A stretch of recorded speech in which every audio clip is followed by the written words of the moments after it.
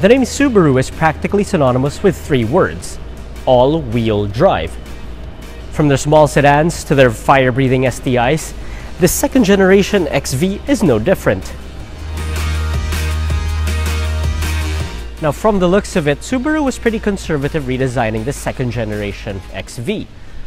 For starters, you have this very familiar outline, which sees the roofline sort of bubbling upwards here and sloping downwards there.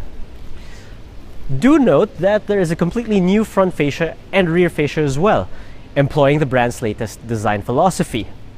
You get slimmer headlights at the front and a larger grille as well, while at the back you get reverse L-shaped taillights.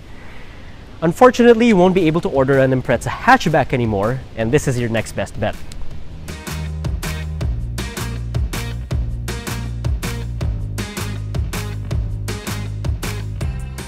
So it may be evolutionary on the outside, it's pretty revolutionary in here.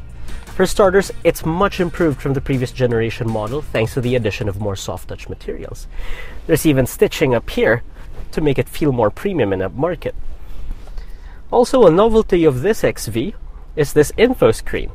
Now you press it and it shows various menus and information, and also an interactive little Impreza when you toggle the lights. And lastly, there's also a sunroof to bring in more light into the cabin.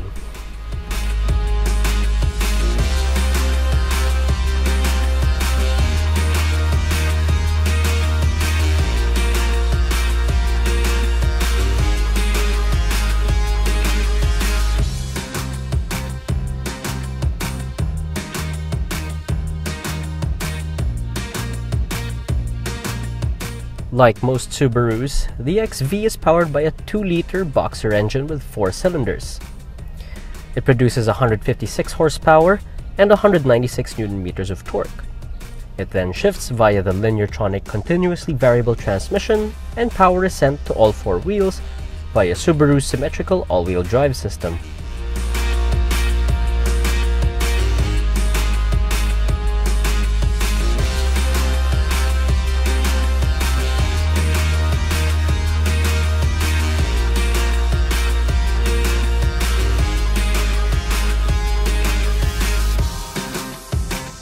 So around the city, the Subaru XV proves to be a really good runabout.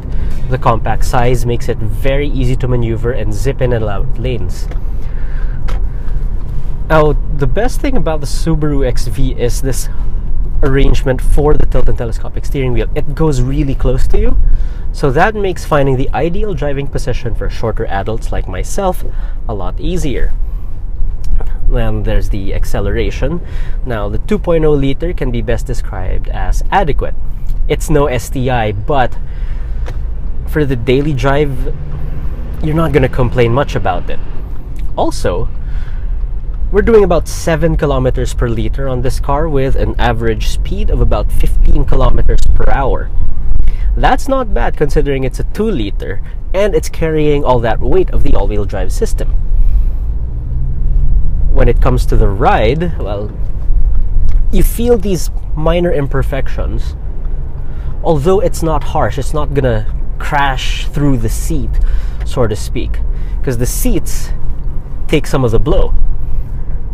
Now, if you want something a little more comfortable, and also from a Subaru, maybe you should consider the Forester. With that in mind, of course, if you don't need that big of a car in the first place, the XV should suit you just fine.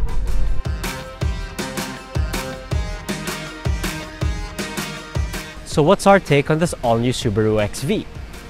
Well, all in all, it feels like an evolutionary step from the older model. But that's not a bad thing, because as they say, why mess with success?